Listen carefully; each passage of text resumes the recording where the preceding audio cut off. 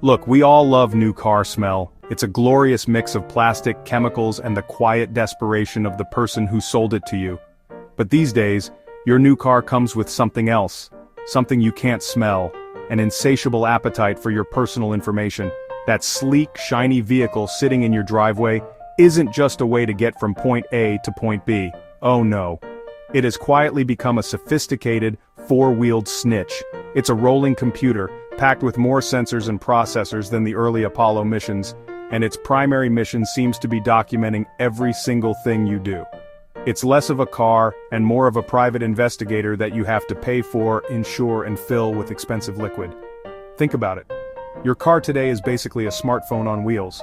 It has a GPS, multiple microphones, several cameras, and a constant connection to the internet. It knows where you are, where you've been, and probably where you're going. It's listening to your conversations, your terrible singing, and that argument you had with your spouse about whose turn it was to take out the recycling. It's watching you too. Some cars have cameras pointed right at the driver's face, supposedly to make sure you're not falling asleep. How thoughtful. A car that monitors you for your own safety, which is a bit like a burglar offering you home security tips. It's all very helpful, right up until it's not. The sheer amount of data being collected is staggering. It's not just your location.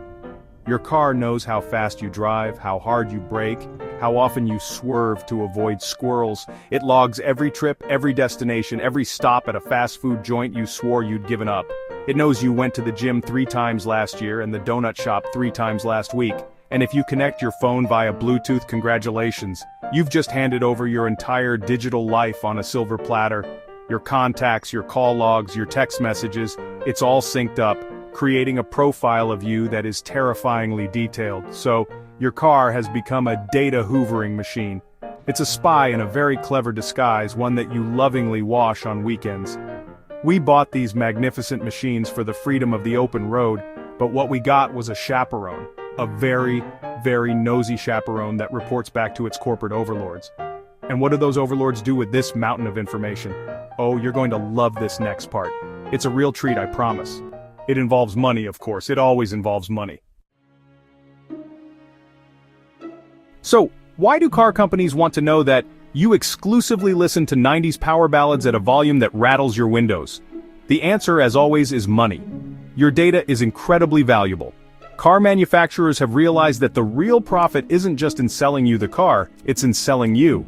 They collect this information to improve your driving experience, which is a wonderfully vague corporate phrase that can mean almost anything. It might mean using your location data to suggest nearby coffee shops, or it could mean analyzing your driving habits to develop new features for future models.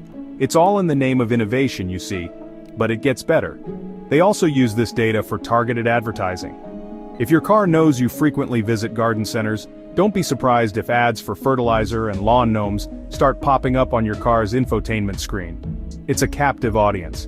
You're stuck in traffic, bored out of your mind, and suddenly there's an ad for a 2-for-1 deal at a taco place just 2 exits away. It feels helpful, but it's only helpful because your car has been meticulously tracking your every move and selling that information to the highest bidder. They are turning your dashboard into a personalized billboard. And then there's the big one, selling your data to other companies. Yes, you heard that right. Car manufacturers can bundle up your personal information and sell it to third parties. Who buys it? All sorts of businesses. Insurance companies are very interested in how you drive. If they know you have a habit of braking hard or speeding, they might just decide to raise your rates. Data brokers, companies you've never even heard of, buy this data, combine it with other information they have on you, and sell it to anyone who's interested. Your driving data becomes just another commodity in the vast, unregulated marketplace of personal information. Ultimately, car companies see a future where the vehicle itself is just a platform for generating recurring revenue. It's not just about the one-time sale anymore. It's about subscriptions for heated seats, in-car entertainment, and most importantly, services built on the back of your data. They want to monetize every mile you drive. They are transforming the very concept of car ownership from a simple purchase into a never-ending service agreement where you and your privacy are the main product being sold. It's a brilliant business model if you happen to be a soulless corporation. For the rest of us, it's a bit of a nightmare. Now, you might be thinking, okay, so they have my data. But it's secure, right? It's locked away in some digital Fort Knox. That is an adorable, if dangerously naive thought. The truth is, your data is about as secure as a screen door on a submarine. Car companies' privacy policies are often long, confusing documents written in a language that only lawyers can understand. They are designed to be scrolled through, not read.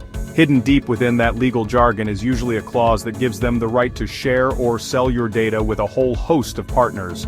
A term so broad it could include anyone from their marketing department to a guy named Dave who runs a data mining operation from his basement. So, who gets to see that you drove to a divorce lawyer's office last Tuesday?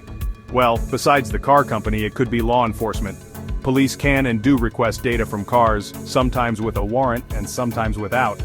Imagine getting a speeding ticket in the mail days after your trip, based solely on the data your car sent to a server.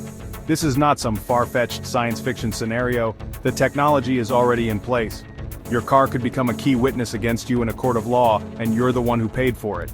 It's a betrayal of the highest order. Let's not forget the risk of hackers. Cars are now connected to the internet, which makes them vulnerable to cyber attacks. We've already seen demonstrations where hackers can remotely take control of a car's functions, like its brakes and steering. If they can do that, they can certainly access the data stored inside it. A hacker could potentially access your car's microphone and listen in on your private conversations, or track your movements in real time. It's a terrifying thought. Your personal sanctuary, your car, could be bugged by a complete stranger from halfway across the world. The impact on your privacy is immense. This constant surveillance creates a chilling effect. Will you feel free to have a sensitive conversation in your car if you know it might be recorded? Will you drive to a political protest or a support group meeting if you know your location is being logged and potentially shared? This isn't just about getting annoying ads for car washes. This is about the erosion of our fundamental right to privacy. We are slowly accepting a world where we are constantly monitored, our every action judged and monetized, all for the convenience of a fancy touchscreen on our dashboard. So, are we doomed to drive around in mobile surveillance units for the rest of our lives? Not entirely. While it's incredibly difficult to stop data collection completely, there are some simple steps you can take to protect yourself. First, and I cannot stress this enough, read the privacy policy before you buy a car or use its connected services. I know it's as exciting as watching paint dry, but it's important. Look for what data is collected and who it's shared with. If you don't like what you see, you can sometimes opt out of certain types of data collection through the car's settings menu. Second, be mindful of what you connect to your car. Every time you sync your smartphone, you're handing over a treasure trove of personal information. If you don't absolutely need to connect your phone, don't. Use a simple charging cable instead of Bluetooth if you just need to power up your device. Go into your car's infotainment system and look for settings related to connected devices. There should be an option to delete your phone's data from the car's memory. This is especially important if you ever sell the car or return a rental. You don't want the next driver to have access to your contacts and call history. Another practical tip is to turn off location tracking and other data sharing features whenever possible. Dig deep into your car's settings. You'll often find toggles for location services, Wi-Fi, and data transmission. Turn them off. Yes, you might lose some smart features like live traffic updates or a digital assistant that tells you jokes, but what you gain in return is a little piece of your privacy back. It's a trade-off, but it's one that's increasingly worth making. You have to decide if knowing the weather forecast on your dashboard is worth your car company, knowing every intimate detail of your life. Ultimately, awareness is your best defense. Understand that your car is not just a machine, it's a data collection device. We need to start demanding more transparency and control from automakers. We need stronger regulations that protect our data and hold these companies accountable. Your car should work for you, not for a data broker in another state. Knowing what your car is collecting and why is the first step toward ensuring that the freedom of the open road doesn't come at the cost of your personal privacy. Because if we're not careful, the only place we'll be able to have a private conversation is in the middle of an empty field, and even then, you'll probably want to check for drones.